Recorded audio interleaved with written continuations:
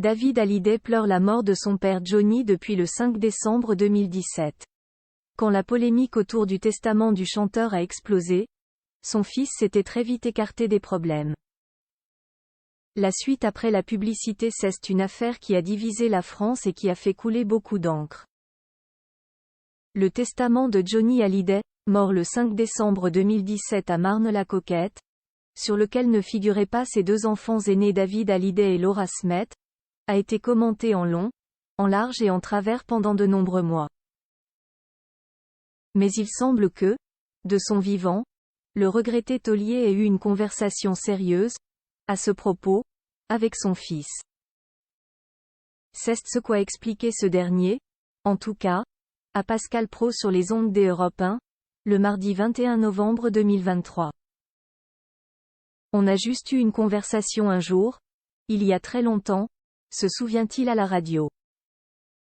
Je lui avais dit ce que je pensais sur le fait qu'il avait bossé toute sa vie, que ça lui appartenait et que je n'avais besoin de rien.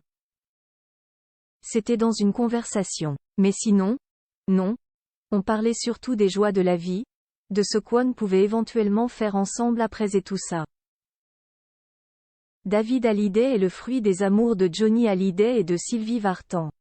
Il avait collaboré avec son père, artistiquement parlant, à plusieurs reprises, notamment sur le très bel album 100%, qu'il avait composé et réalisé en 1999. Le 23 novembre 2023, David Hallyday apportera sans doute quelques éléments supplémentaires à cet épisode très médiatisé de sa vie.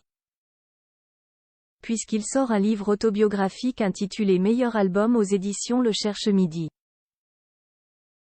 Le mélomane de 57 ans a un certain recul sur tout ce qui est héritage et patrimoine, étant lui-même papa de 3 sublimes enfants, Ilona et Emma Smet ainsi que Cameron Hallyday. C'est ce qui nous unit tous. Il va y avoir une fin de vie terrestre, poursuit-il. Donc à un moment donné c'est important. J'y pense aussi, même si j'en suis encore un peu loin.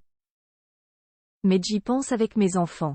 C'est quelque chose de désagréable mais il faut en parler aussi. La suite après la publicité.